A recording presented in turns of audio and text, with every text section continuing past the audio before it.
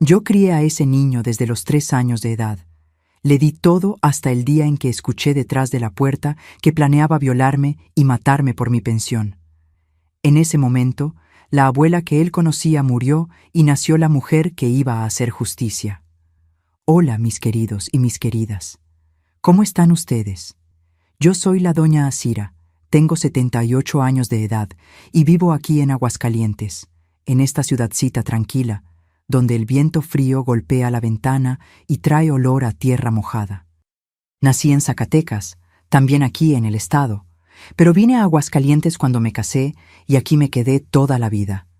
En este exacto momento, mientras converso con ustedes, estoy aquí en mi salita organizando mi álbum de fotografías antiguas. ¿Saben esos álbumes enormes de pasta dura que guardábamos con tanto cariño? Pues sí, tengo 3 de ellos, llenos de fotos en blanco y negro, algunas hasta medio amarillentas por el tiempo. Me gusta sentarme aquí en mi sillón de terciopelo verde musgo, que era de mi madre, bendito sea, e ir hojeando despacito, recordando cada rostro, cada momento.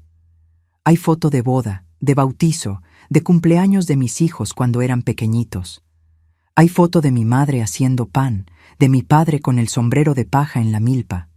Hay hasta foto de mi difunto marido, que era delegado de policía aquí en la región. Un hombre serio, de palabra.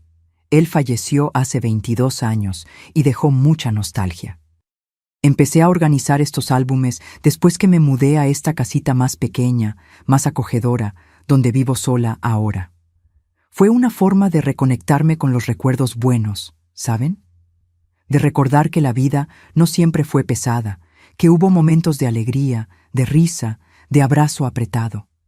Cada foto que pego, cada leyenda que escribo con mi letra temblorosa, es un pedacito de mi corazón que dejo registrado. La sala aquí es sencilla, pero es mía. Tengo mis muebles antiguos de madera oscura, mi sofá de hierro fundido, que era de mi bisabuela, pesadísimo. Nadie puede moverlo solo. Mis cortinas de encaje que yo misma hice en crochet y mi mesita de centro, donde siempre hay un florero con flores del patio. Hoy puse unos claveles rojos que brotaron la semana pasada. Le dan un colorido a la sala que calienta el corazón. Ah, y ustedes, mis queridas y mis queridos que me están viendo ahora, cuéntenme aquí, en los comentarios, de qué ciudadcita me están viendo y a qué horita del día encontraron este video. De mañanita con el cafecito caliente, después de la comida mientras descansan, o ya de nochecita cuando la casa está quieta. Yo siempre leo todos los comentarios, ¿eh? Me pone tan feliz saber de dónde son, y cuando sacan un tiempito del día para escuchar las historias de esta abuelita aquí.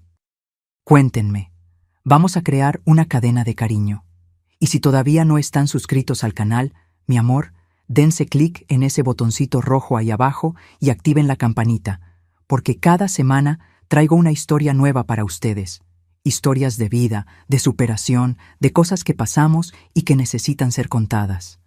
Y dejen su like también, que eso ayuda mucho a la abuelita aquí a continuar compartiendo estas vivencias con ustedes. Hoy necesito contar una historia muy difícil, una historia que todavía duele en el pecho, pero que necesita ser dicha. Es sobre confianza quebrada, sobre decepción profunda, sobre el momento en que descubres que la persona que más amaste y cuidaste en el mundo entero planeaba destruirte.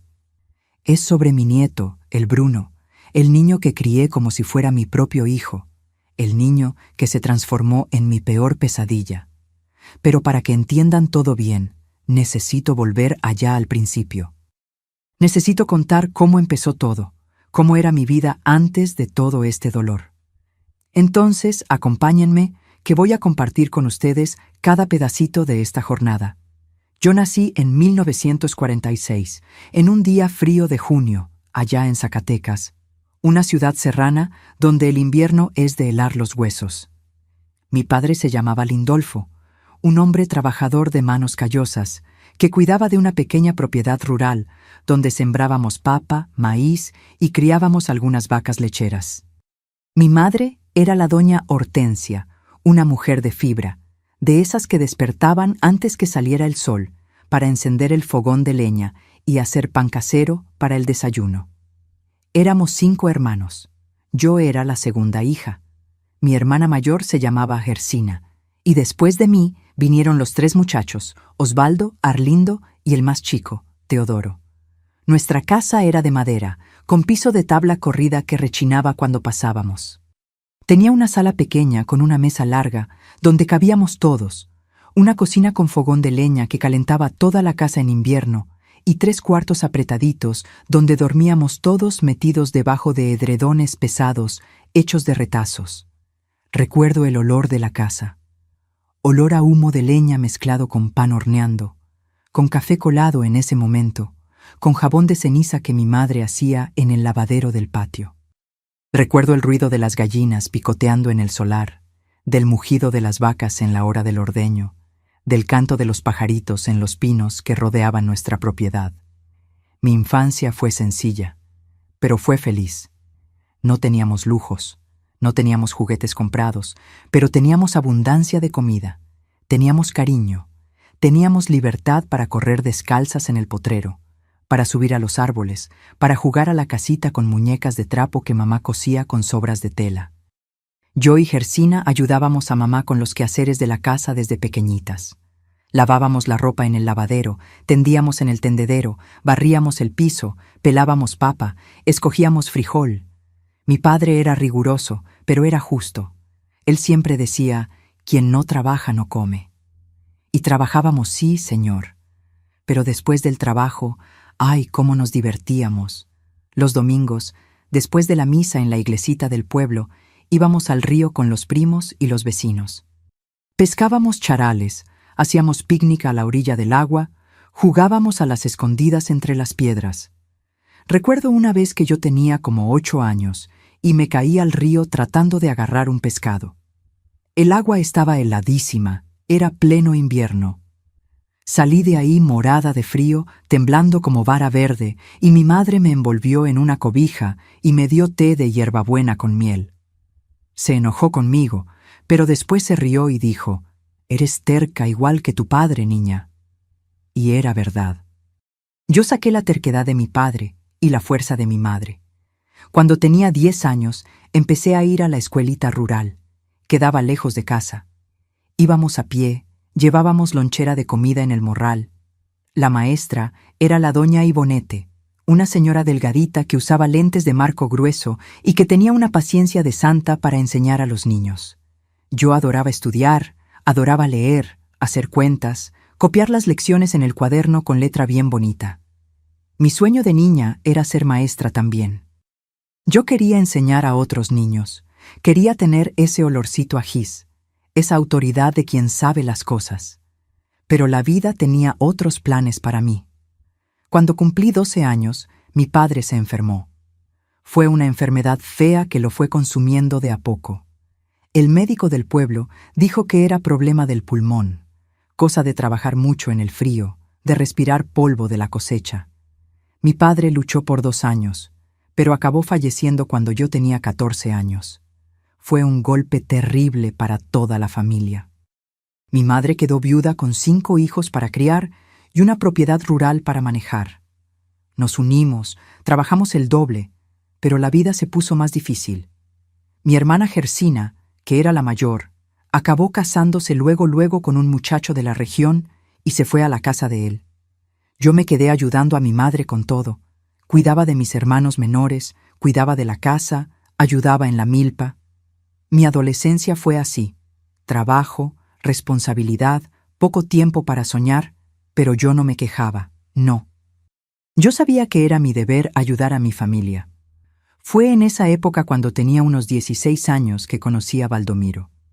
Él era un muchacho de Aguascalientes, hijo de un comerciante de allá, que había venido a pasar una temporada en Zacatecas, en la casa de unos parientes. Nos conocimos en una fiesta de la comunidad. Él era guapo, educado, hablaba bien, me invitó a bailar y bailamos toda la noche. Mi corazón latió fuerte ese día. Baldomiro volvió a Aguascalientes, pero no me olvidó. Empezó a escribirme cartas, cartas bonitas, llenas de palabras cariñosas, de promesas de futuro. Mi madre leía las cartas junto conmigo y se emocionaba toda.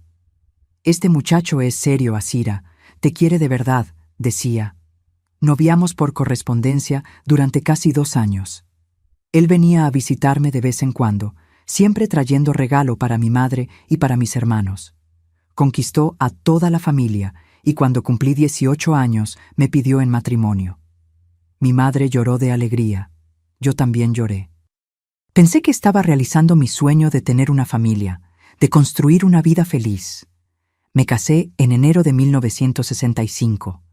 Fue una boda sencilla en la iglesia de Zacatecas, con pocos invitados, pero fue bonita. Usé el vestido de novia que había sido de mi madre, todo remendado y ajustado a mi cuerpo. Baldomiro estaba hermoso de traje negro. Después de la ceremonia, hicimos una fiestecita en la casa de mi madre con carne asada, ensalada de papa, pastel casero y vino de la región. Al día siguiente, partí para Aguascalientes con mi marido. Dejé a mi madre, a mis hermanos, mi tierra natal. Me subí a un autobús viejo con mi maleta de cartón y mi corazón lleno de esperanza. Yo no sabía ese día que estaba dejando atrás no solo a mi familia, sino también a la niña que yo era.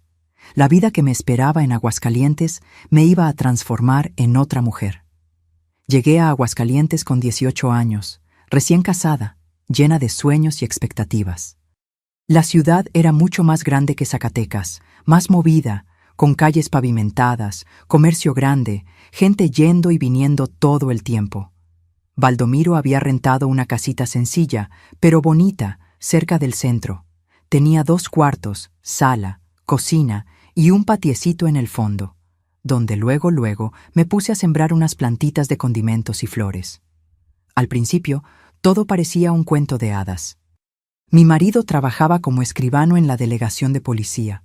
Era respetado en la ciudad, ganaba un sueldo razonable. Yo cuidaba de la casa, hacía comida, lavaba ropa y en las horas libres bordaba manteles para vender y ayudar con los gastos. Éramos felices, o al menos yo pensaba que lo éramos. 6 meses después de la boda, descubrí que estaba esperando nuestro primer hijo. Me puse radiante. Mi marido también se puso todo orgulloso. Andaba por la ciudad contándole a todo mundo que iba a ser papá. Yo pasé el embarazo entero soñando con ese bebé, haciéndole ropita de estambre, preparando el cuartito con todo el cariño. Mi hijo nació en octubre de 1965. Le pusimos Valdemar, en homenaje al abuelo paterno. Fue un parto difícil, demorado, pero cuando puse a ese niño en mis brazos, olvidé todo el dolor.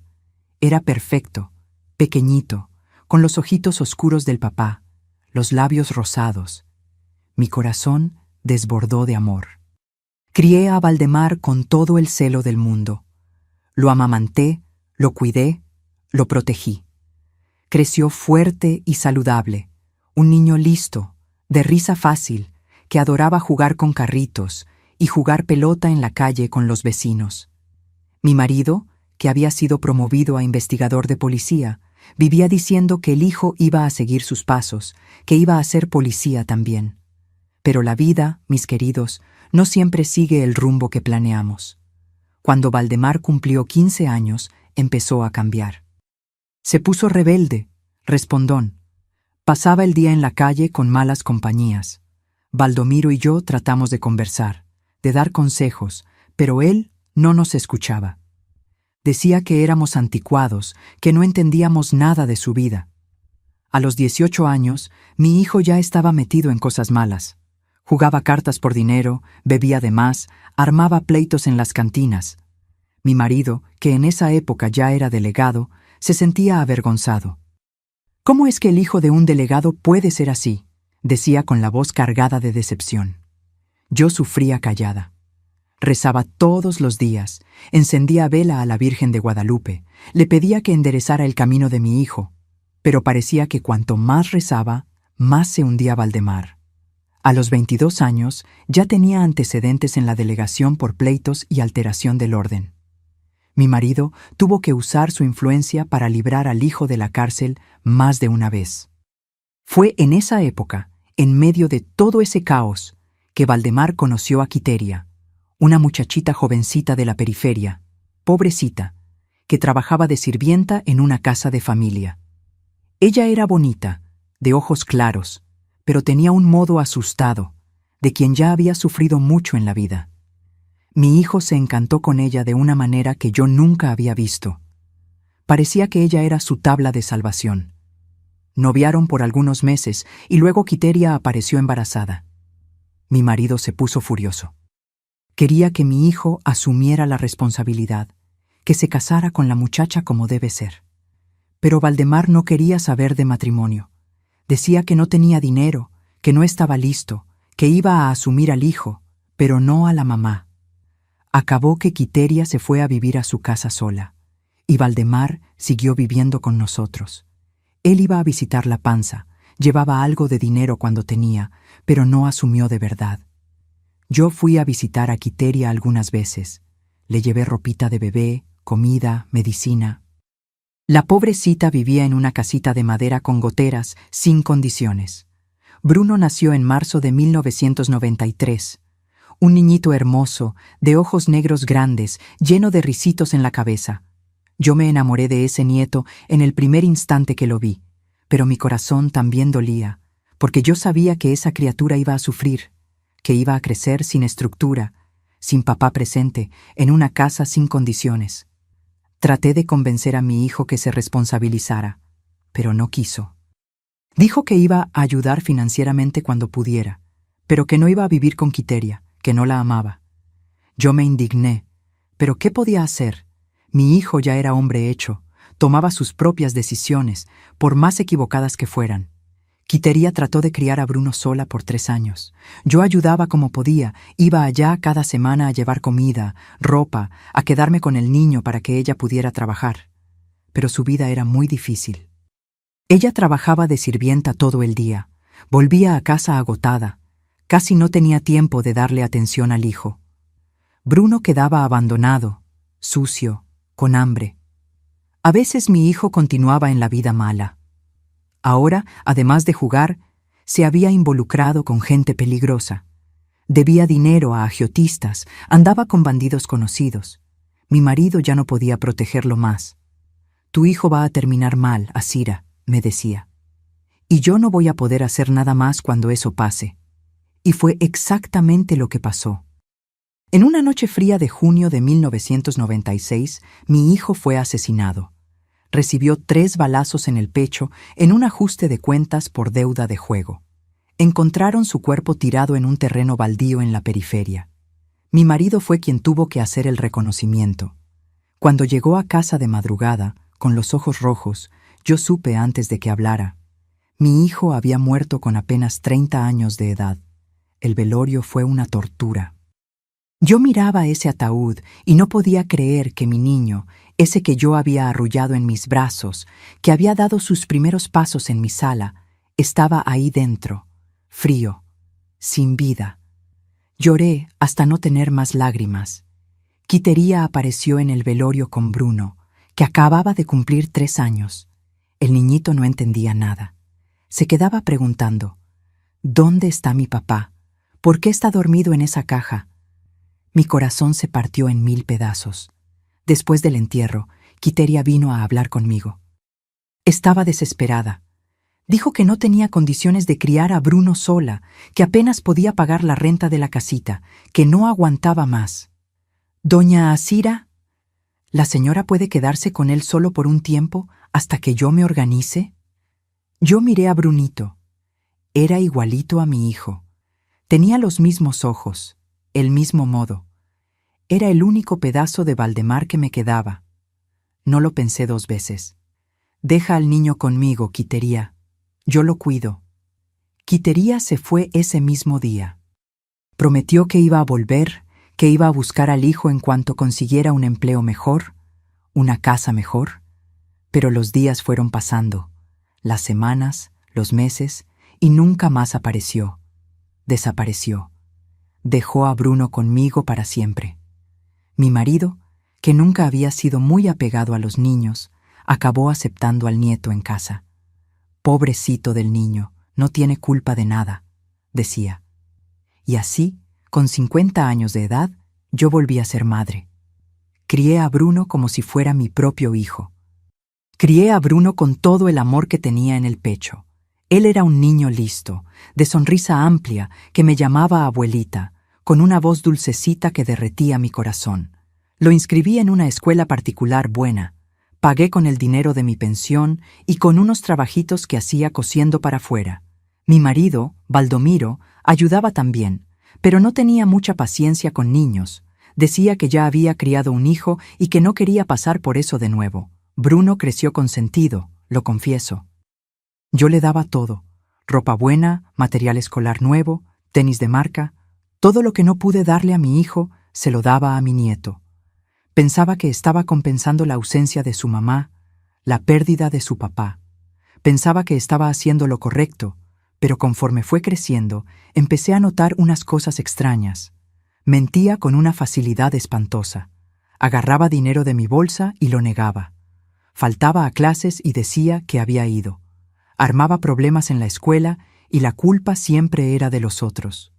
Yo conversaba, le regañaba, pero él me miraba con esos ojos grandes e inocentes y yo acababa creyéndole. «Abuelita, te juro que no fui yo», decía. Y yo le creía. Cuando Bruno cumplió 18 años, mi marido falleció.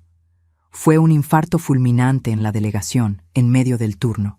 Ni dio tiempo de socorrerlo. Lo enterramos en un día lluvioso de agosto y yo me quedé sola en el mundo con mi nieto, sola para salir adelante con todo.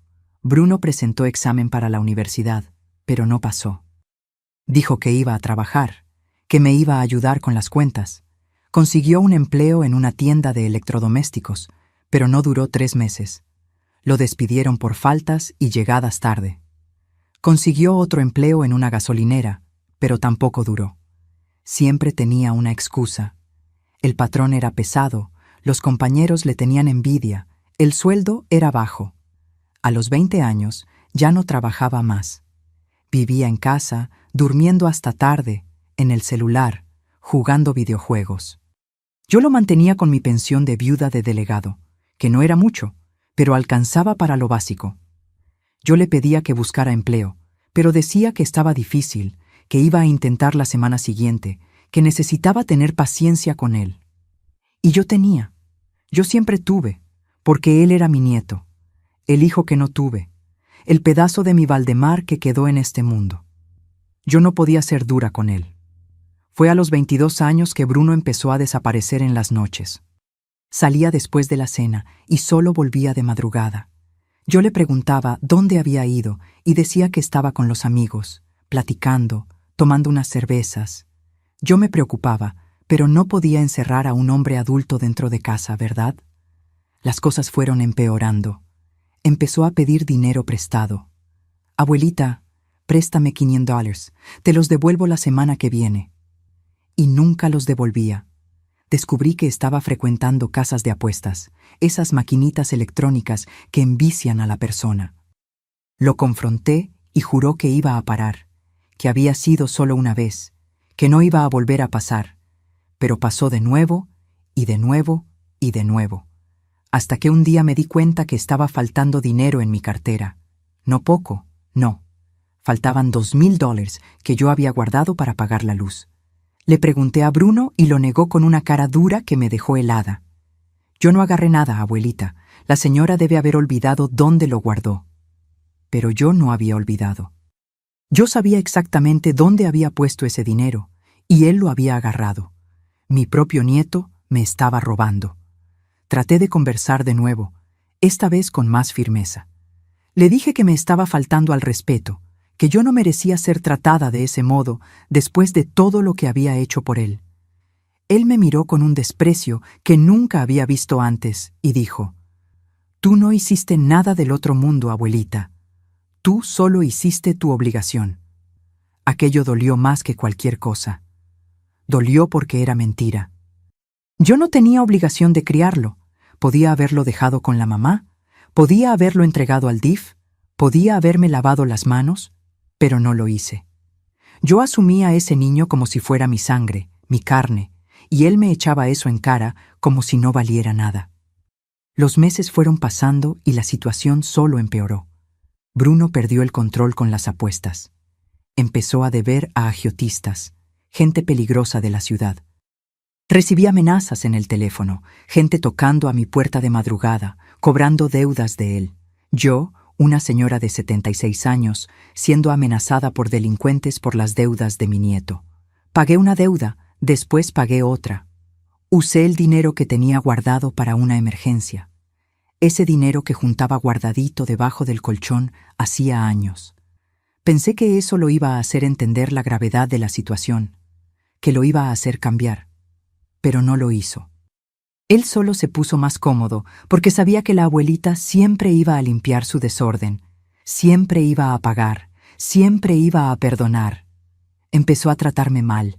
Me gritaba cuando le pedía que arreglara el cuarto. Me insultaba cuando me quejaba que no ayudaba en casa. Me mandaba callar cuando trataba de darle consejos. Eres una vieja fastidiosa, abuelita. Tú no entiendes nada de mi vida, decía con un rencor en la voz que me cortaba por dentro. Yo lloraba escondida en mi cuarto. Lloraba de pena, de decepción, de cansancio, porque yo le había dado todo a ese niño y se había transformado en un monstruo igual que su papá, igual que mi hijo. Un día estaba arreglando su cuarto porque él no arreglaba, dejaba todo tirado. Y encontré un cuchillo escondido debajo del colchón, un cuchillo grande de cocina, afilado. Me quedé aterrada. ¿Para qué necesitaba eso? ¿Para qué? Lo confronté en cuanto llegó a casa. Le mostré el cuchillo y le pregunté qué era eso. Él se rió en mi cara. Es para mi protección, abuelita. Hay mucha gente que me quiere agarrar en la calle por deudas. Necesito defenderme. Defenderse como si él fuera la víctima, como si él no hubiera creado toda esa situación solo. Esa noche no pude dormir. Me quedé en la cama, mirando el techo, pensando en cómo había llegado hasta ahí. ¿Cómo es que ese nieto que yo amaba tanto, que había criado con tanto cariño, se había transformado en eso? ¿Dónde me equivoqué? Pero la verdad, mis queridos, es que yo no me equivoqué. Yo hice todo lo que pude. Yo di amor, di estructura, di educación. El problema no estaba en mí. El problema estaba en él, en su carácter, en su elección. Él había elegido el camino equivocado, así como su papá había elegido. Y yo, pobrecita de mí, seguía ahí en la ilusión de que un día él iba a cambiar. De que un día iba a despertar y darse cuenta de cuánto me había sacrificado por él. De que un día me iba a mirar con amor y decir, gracias, abuelita, por todo. Pero ese día nunca llegó, y lo que llegó fue mucho peor de lo que podía imaginar. Las cosas siguieron empeorando en los meses siguientes. Bruno no solo estaba hundido en deudas, sino que también empezó a traer gente extraña a mi casa. Hombres de mala apariencia que miraban mis cosas con cara de quien estaba evaluando qué podía llevarse.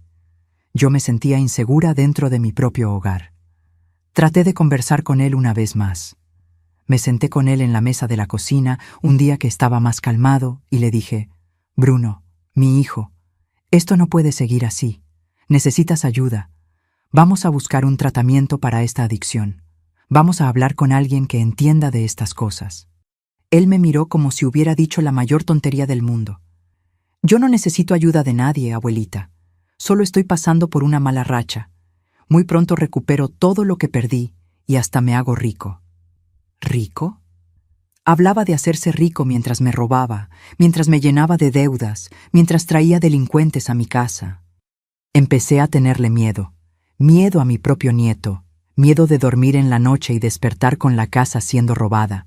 Miedo de decir algo y recibir un insulto, o peor, porque en los últimos tiempos, cuando se ponía nervioso, rompía cosas. Ya había roto platos, vasos, ya había dado un puñetazo a la pared que dejó un hoyo.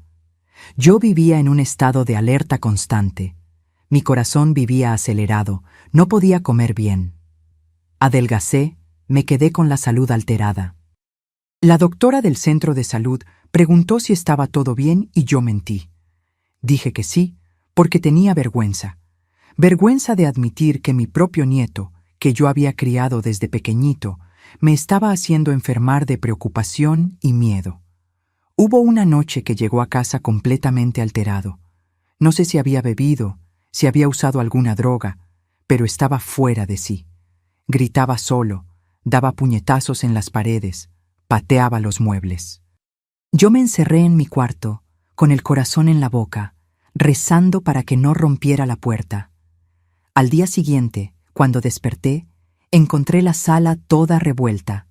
Había buscado dinero, había abierto cajones, revuelto cojines, tirado cosas al piso, y había encontrado los $3,000 que yo tenía escondidos dentro de un libro viejo en el librero, dinero que había guardado para comprar mis medicinas a fin de mes. Cuando lo confronté, ni lo negó. Lo necesitaba, abuelita. Era una emergencia.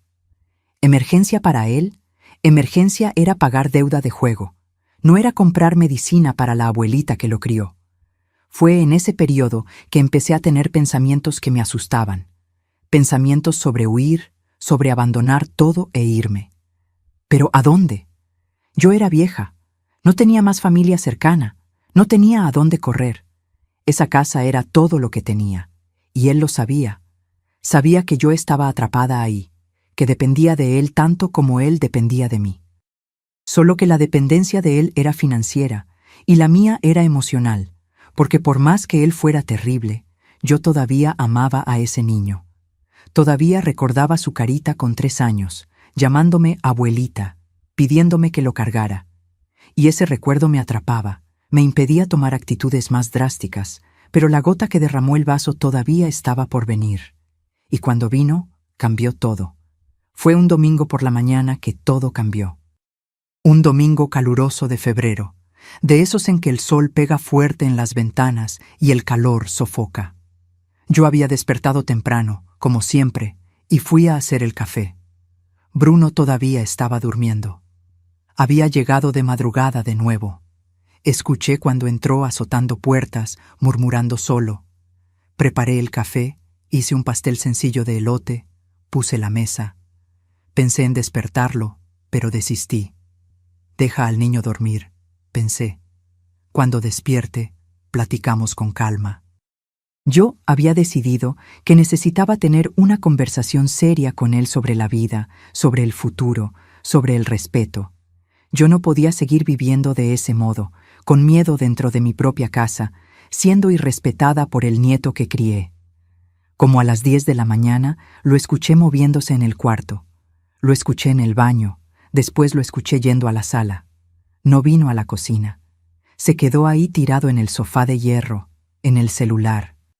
Ese sofá, mis queridos, es una pieza antigua de mi bisabuela, todo de hierro fundido, con unos diseños trabajados, pesadísimo. Ni 2 hombres fuertes pueden moverlo de lugar. Le llevé un vaso de jugo de naranja, jugo natural que había exprimido en ese momento. Lo puse en la mesita de centro, enfrente de él. «Buenos días, mi hijo», le dije con una sonrisa cansada. Él ni me miró, agarró el vaso y lo bebió de un trago, sin un gracias, sin nada. Volví a la cocina y me quedé ahí lavando los trastes, pensando en cómo empezar la conversación. Pero antes de que pudiera llamarlo, escuché su teléfono sonar. Contestó en altavoz y la voz del otro lado era alta. Se oía desde donde yo estaba. «¿Y qué, Bruno? ¿Resolviste mi lana?» Era una voz gruesa, amenazadora. «Relájate, Marcón». Bruno respondió con ese tono burlón que yo conocía tan bien. «Voy a resolver hoy mismo». «¿Cómo vas a resolver, muchacho? Me debes $50,000 hace 2 meses». Y entonces escuché la cosa más horrible que alguien puede escuchar en la vida. Escuché a mi nieto, el niño que yo había criado desde los 3 años, decir: «La vieja tiene dinero guardado en el colchón. Sé dónde lo esconde. Hoy en la noche resuelvo esto de una vez». Mi corazón se detuvo. Mis manos temblaron tanto que casi tiré el plato que estaba lavando. Pero me quedé ahí inmóvil, escuchando. «¿Cómo vas a agarrar la lana de ella? Ella no va a dejar que la agarres así», el tal Marcón dijo. Y ahí vino la parte que destruyó mi alma. Voy a darle un susto. Voy a hacer lo que ningún hombre debe hacer con la abuela. Voy a divertirme un poco primero. Está vieja, pero aguanta. Después la asfixio con la almohada. Voy a decir que fue ataque al corazón. Todo mundo va a creer. Vieja de 76 años, ¿no? Normal morir del corazón. Ellos se rieron, los dos se rieron. Sentí que mis piernas fallaban. Me apoyé en el fregadero de la cocina, la boca seca, el corazón latiendo tan fuerte que parecía que iba a salir por el pecho. Ese niño que yo había arrullado en mis brazos, que había cuidado cuando estaba enfermo, que le había dado todo, estaba planeando violarme y matarme por dinero. No era posible. No podía ser real, pero lo era. Y yo sabía que lo era, porque vi a lo largo de los años cómo se transformaba en la misma criatura que su papá era, sin carácter, sin alma, sin corazón. Me quedé parada ahí en la cocina, temblando por largos minutos, tratando de pensar, tratando de decidir qué hacer, llamar a la policía y decir que mi nieto planeó matarme, pero todavía no hizo nada. Iban a pensar que estaba loca, paranoica, salir de casa corriendo e ir a dónde. No tenía a nadie más. Mis hermanos estaban viejos, lejos, algunos ya habían fallecido. Yo no tenía amigos cercanos, éramos solo él y yo en esa casa. Entonces, en medio de esa desesperación, algo nació dentro de mí. No fue rabia, fue algo más frío, más calculado. Fue la voluntad de sobrevivir y la certeza de que no iba a dejar que ese monstruo destruyera mi vida. Abrí el gabinete donde guardaba las medicinas. Agarré la caja de pastillas para dormir que el médico me había recetado cuando mi marido murió y yo sufría de insomnio. Tenía unas 5 pastillas ahí dentro. Las trituré todas con el reverso de una cuchara, bien finito, hasta hacerlas polvo. Las mezclé en el jugo de naranja. Revolví bien revuelto. Mi mano no tembló. Mi corazón todavía latía fuerte, pero mi mente estaba clara. ¿Era él o yo? Y yo elegí. Llevé el jugo a la sala. Bruno, hijo, calienta ese jugo, ¿está bien? Déjame hacerte otro bien frío. Él ni me miró. Me da igual, abuelita. Volví a la cocina. Fingí que estaba haciendo otro jugo. Me quedé ahí esperando 10 minutos, 15, 20, y entonces escuché. Silencio. Volví a la sala.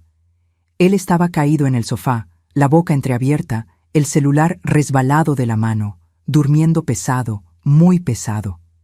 Fui al cuarto donde guardaba las cosas de mi difunto marido. Agarré las esposas que él usaba en el trabajo. Esposas de metal, pesadas, con la llave colgada en un llaverillo pequeño. Volví a la sala, miré a Bruno durmiendo. Parecía un ángel, pero yo sabía que no lo era. Yo sabía lo que había planeado para mí. Agarré la almohada que estaba al lado de él en el sofá, esa almohada vieja de plumas que él usaba cuando dormía ahí. La puse sobre su cara y apreté, no para matarlo, sino para asegurarme que no iba a despertar del susto. Él se movió un poco, trató de debatirse, pero la medicina había hecho efecto. Estaba débil, dopado. En algunos segundos dejó de moverse. Quité la almohada. Él todavía respiraba. Estaba solo más profundamente sedado. Entonces, con una fuerza que no sabía que tenía, esposé su muñeca derecha al pie del sofá de hierro fundido. Arrastré su brazo izquierdo hasta la reja de la ventana y lo esposé ahí. Se quedó estirado, boca arriba, crucificado entre el sofá y la ventana. Me senté en el sillón enfrente de él, me preparé una taza de té de manzanilla y esperé. Esperé a que despertara.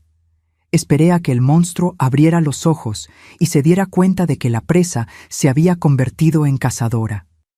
Mientras esperaba, 1000 pensamientos pasaron por mi cabeza. Pensé en todo lo que había vivido. Pensé en mi infancia feliz en Zacatecas, en mis padres, en mis hermanos. Pensé en el día de mi boda llena de esperanza. Pensé en el nacimiento de mi hijo, en esa alegría inmensa. Pensé en su muerte, en ese dolor sin fin. Pensé en Brunito de 3 años llegando a mi casa, asustado, necesitando amor. Y pensé en cómo todo se había derrumbado, en cómo ese niño inocente se había transformado en una criatura capaz de planear la violación y el asesinato de su propia abuela. ¿Será que podía haber hecho algo diferente? ¿Será que si hubiera sido más dura, más rigurosa, las cosas habrían sido diferentes? Esas preguntas me torturaban, pero en el fondo yo sabía la respuesta. Yo había hecho lo mejor que pude. El resto era elección de él. Él había elegido seguir los pasos del papá, elegido el camino de la mentira, de la adicción, de la violencia, y ahora yo tenía que también elegir entre ser víctima o sobreviviente, entre aceptar mi destino o luchar por mi vida. Yo elegí luchar. Él despertó como al mediodía. El efecto de la medicina había pasado, pero la confusión en su cabeza era grande. Escuché cuando trató de moverse y se dio cuenta que no podía. Escuché el ruido del metal de las esposas golpeando el hierro del sofá, el grito ahogado de sorpresa.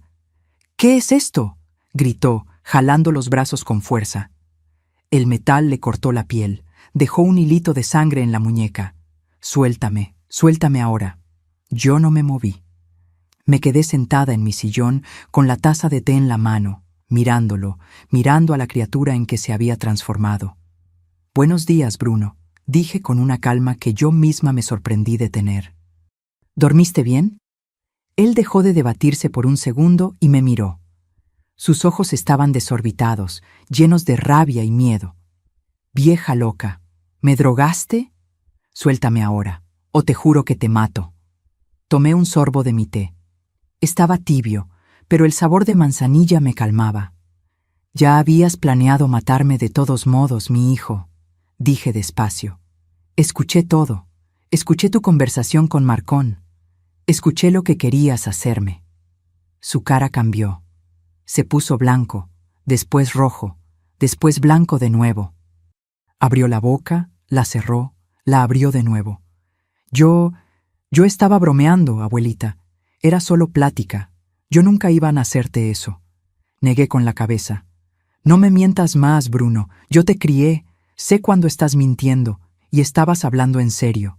Ibas a usarme, ibas a lastimarme del modo más sucio que existe y después ibas a matarme. Todo por el dinero que tengo guardado».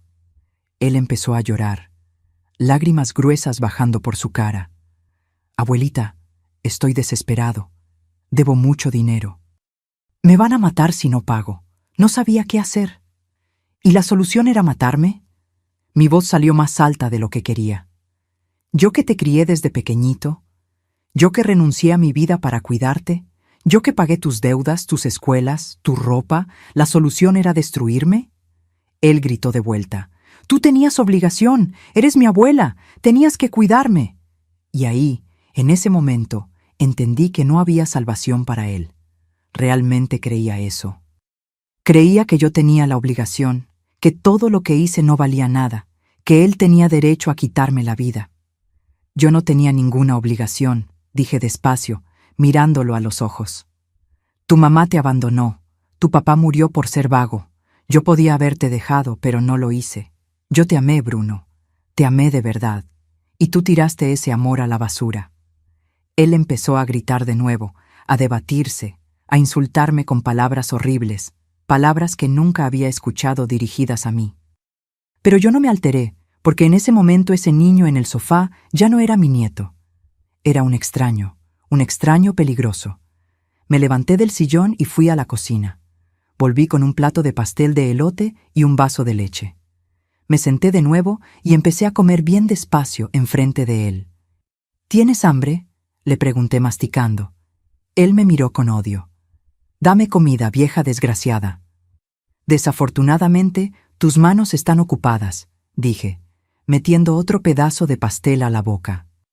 Su panza rugió fuerte. Había bebido solo el jugo por la mañana y nada más. Comí el pastel entero, cada pedazo despacio, mientras él gritaba, lloraba, suplicaba. Me quedé ahí por 2 horas sentada en mi sillón, mirándolo, recordando todo.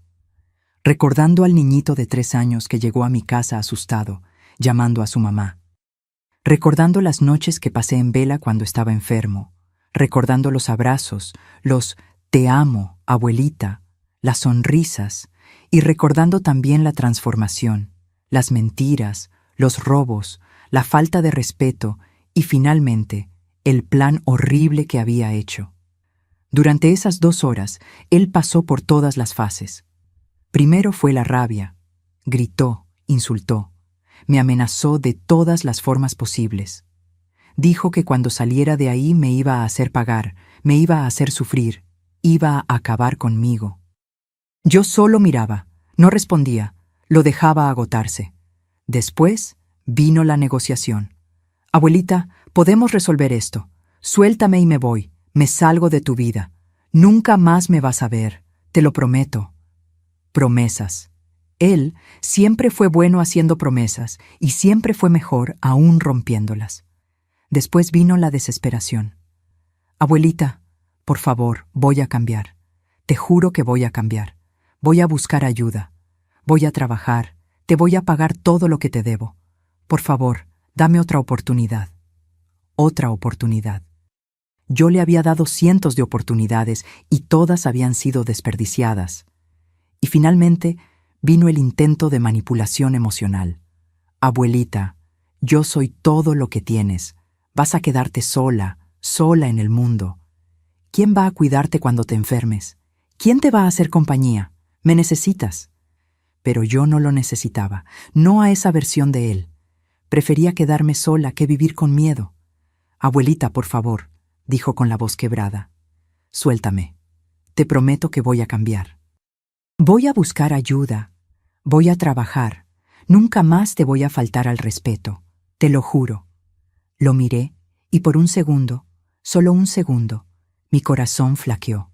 Porque era mi nieto, porque lo había criado, porque una parte de mí todavía amaba a ese niño que fue un día. Pero entonces recordé la conversación en el teléfono. Recordé lo que planeaba hacerme y el corazón se endureció de nuevo. Ya no te creo más, Bruno, dije.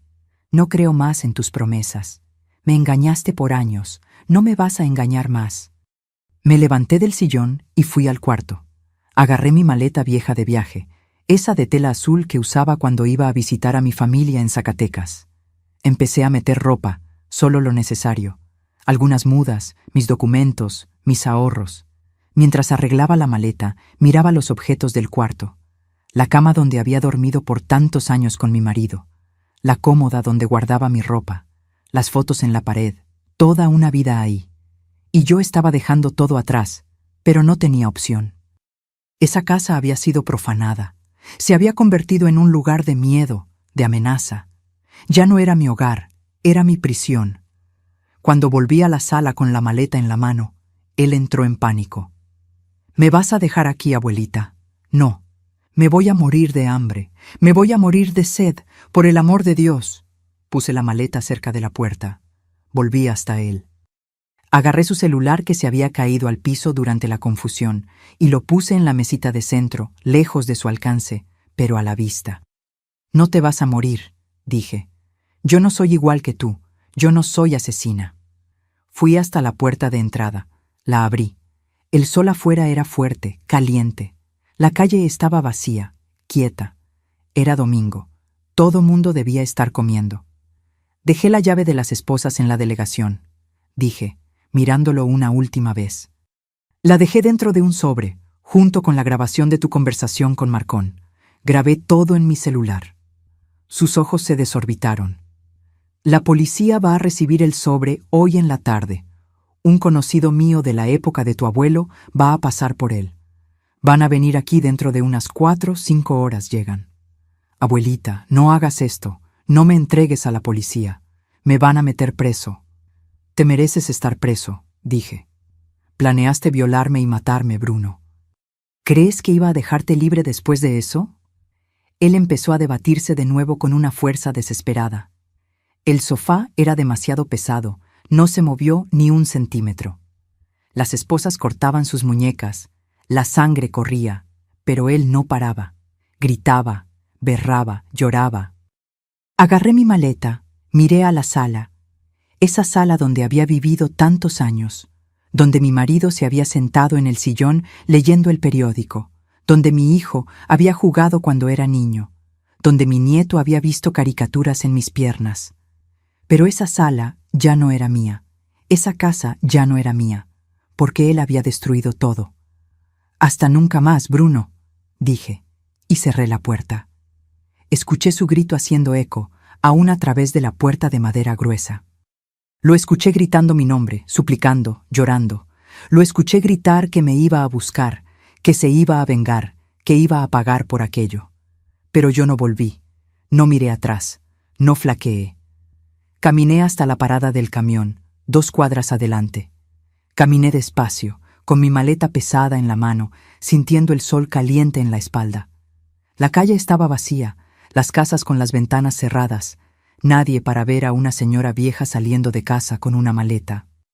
Y en ese momento, caminando sola en esa calle, sentí algo extraño. No era miedo, no era tristeza, no era ni rabia, era alivio. Alivio por estar viva, por haber escapado, por haber tenido coraje de elegir mi vida, en vez de la lealtad ciega a un nieto que no me respetaba. Me senté en la banca de la parada del camión, con mi maleta al lado, y esperé. El camión tardó 15 minutos. 15 minutos en que me quedé ahí mirando a la calle, al cielo azul, al sol caliente. 15 minutos en que nadie pasó, nadie me vio, nadie preguntó si estaba bien. Y yo estaba bien. Por primera vez en años, yo estaba bien. Me subí al camión cuando llegó. Pagué el pasaje con el dinero suelto que tenía en la bolsa. Me senté en el asiento cerca de la ventana, y conforme la casa fue quedando atrás, conforme el camión se fue alejando, conforme esa calle, ese barrio, esa vida fueron desapareciendo en el retrovisor, sentí algo extraño en el pecho. No era tristeza, no era rabia, era paz. Paz de quien hizo lo que tenía que hacer. Paz de quien eligió sobrevivir. Paz de quien finalmente puso su propia vida en primer lugar. Agarré ese camión y fui a la casa de una prima lejana, Zenaide, que vivía en un pueblito pequeño cerca de Zacatecas. Me quedé ahí por algunos meses, recuperándome, reorganizándome. Zenaide fue un ángel en mi vida. Me acogió sin preguntar mucho. Me dio un cuartito en el fondo de su casa, me hizo compañía en los días difíciles, pero después de un tiempo, sentí que necesitaba volver a Aguascalientes, porque esa era mi ciudad. Ahí había construido mi vida, había criado a mi hijo, había sido esposa de un hombre bueno. Yo no iba a dejar que las actitudes de un nieto desgraciado me quitaran de mi tierra. Volví un año después. Vendí esa casa donde todo pasó. No podía entrar ahí sin sentir un apretón en el pecho. Compré esta casita más pequeña, más acogedora, en un barrio tranquilo, lejos de ese vecindario que conocía mi historia. Y aquí estoy hasta hoy. Tengo 78 años ahora y vivo sola, pero no me siento sola. Tengo mis vecinas que son buena gente, que se paran a platicar, que me invitan a tomar café de olla en el portal. Tengo a mi prima Zenaide, que viene a visitarme de vez en cuando. Tengo la iglesia, donde voy todos los domingos, donde canto en el coro de la tercera edad. Mi vida es sencilla. Despierto temprano, hago mi café, leo la Biblia, cuido mis plantitas en el patio, tengo unas lechugas, unos tomatitos, unos condimentos. Me gusta meter las manos en la tierra. Me gusta ver las cosas creciendo, floreciendo. Es terapéutico. Por las tardes, cuando no estoy en la iglesia ayudando con algún bazar o reunión, me quedo aquí organizando mis álbumes de fotografía, bordando o viendo mis programas en la televisión. Tengo mis novelas, mis programas de concursos, mis documentales de animales que adoro. De vez en cuando hago unos dulces de leche para vender en la feria de la iglesia. No es por el dinero, es más por la distracción, para sentirme útil, para platicar con la gente. Me gusta cuando alguien prueba mi dulce y dice: «¡Qué delicia, doña Asira! La señora tiene mano bendita». Yo no tengo más contacto con Bruno. Sé por terceros que fue preso, que estuvo algunos años en la cárcel, que después salió. Dicen que se arrepintió, que llora cuando habla de mí, que quería pedirme perdón. Pero yo no quiero verlo, no quiero escuchar disculpas, porque lo que hizo no tiene perdón. No para mí. No es odio. Entiendan, no guardo odio en mi corazón, pero es autopreservación. Aprendí del modo más doloroso posible que a veces necesitamos alejarnos de las personas que amamos porque son tóxicas, porque nos destruyen y yo ya fui destruida una vez. No voy a permitir que pase de nuevo. Hay noches en que sueño con él pequeñito. Sueño que está en mis piernas con esos risitos, esas sonrisitas sin dientes llamándome abuelita con esa vocecita dulce. Y despierto con el corazón apretado, porque ese niño realmente existió y yo realmente lo amé. Pero creció y se transformó en otra cosa, y yo necesité elegir entre él y yo, y me elegí a mí, y no me arrepiento. Hoy, cuando miro mi vida, veo que sobreviví a mucho. Perdí a mi papá temprano, perdí a mi marido, perdí a mi hijo de forma violenta y casi pierdo mi propia vida en manos de quien más amaba. Pero todavía estoy aquí. Todavía despierto todos los días. Todavía sonrío. Todavía encuentro motivos para agradecer. Agradezco por esta casita sencilla. Agradezco por mis vecinas queridas. Agradezco por mi salud, que a pesar de la edad todavía es buena. Agradezco por haber tenido coraje ese domingo fatídico, coraje de protegerme, de elegir mi vida, de no dejar que hicieran conmigo lo que hicieron con tantas otras mujeres que no tuvieron esa oportunidad. Porque yo sé, mis queridos, que hay muchas mujeres por ahí que pasan por cosas peores y no logran reaccionar, que se quedan atrapadas, sea por miedo, sea por amor, sea por falta de opción, y mi corazón duele por ellas, pero yo reaccioné y estoy aquí viva, entera, en paz. Y cuando me acuesto en mi cama en la noche y miro al techo de esta casita, susurro una oración de gratitud. Gratitud por haber escapado. Gratitud por haber tenido fuerzas. Gratitud por estar viva y duermo.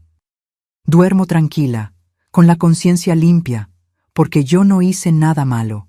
Yo solo sobreviví. Mis queridos y mis queridas que me acompañaron hasta aquí, necesito decirles algo importante. No siempre las personas que amamos son buenas para nosotros. A veces, las personas más peligrosas son aquellas que duermen bajo el mismo techo que nosotros.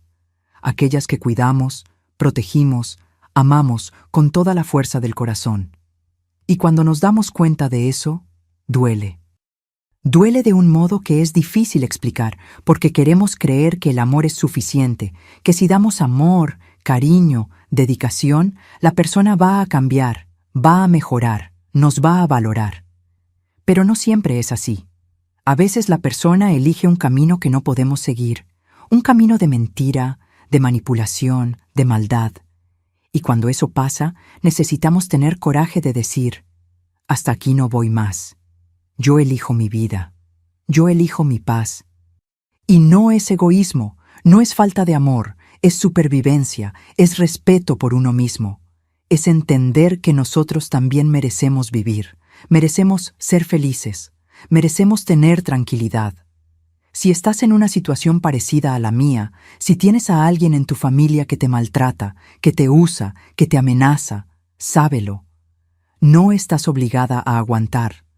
No estás obligada a sufrir solo porque eres mamá, eres abuela, eres tía, eres hermana. El parentesco no da derecho a destruir a nadie. Busca ayuda. Habla con alguien de confianza. Denuncia si es necesario. Aléjate si es necesario, porque tu vida vale, tu paz vale. Tú vales. Yo tuve suerte de reaccionar a tiempo, pero sé que hay mucha gente que no tuvo esa suerte.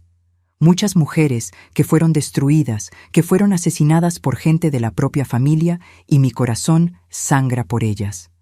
Por eso cuento mi historia. No es para que sientan pena por mí. No es para que me crean valiente. Es para abrir los ojos de quien lo necesita. Para mostrar que hay salida, que ninguna mujer de ninguna edad necesita aceptar ser maltratada, amenazada, violentada. Si me estás escuchando y reconociste tu propia vida en esta historia, por favor, no esperes llegar al punto que yo llegué. No esperes escuchar un plan de muerte contra ti. Actúa antes, protégete antes, porque la vida es una sola y es tuya. Esta historia no es entretenimiento, mis hijos. Es un grito de alerta. Es una mano extendida para quien está atrapada en una situación parecida. Si una persona reconoce las señales por lo que conté aquí, ya valió cada lágrima que derramé recordando todo esto. Y ahora, Mis amores, un pedido final. Si viste hasta aquí, si esta historia te tocó de alguna forma, dale clic al botoncito rojo de suscripción ahí abajo y activa la campanita, porque cada semana traigo historias como esta. Historias de superación, de lucha, de mujeres que no se rindieron. Y es importante que estas historias sean escuchadas, compartidas, que lleguen a quien lo necesita. Deja tu like también, que eso ayuda al video a alcanzar a más gente. Y aquí va un pedido especial. Escribe en los comentarios solo la palabra elegí. Solo eso, para que yo sepa que entendiste el mensaje, que estás conmigo en esta cadena de fuerza y esperanza. Escribe elegí y muéstrame que tú también crees que podemos superar cualquier cosa cuando elegimos la vida. Hazlo ahora. No esperes ni un minuto más, porque puede ser que alguien que conoces necesite ver este video. Puede ser que este mensaje salve una vida. Y para finalizar,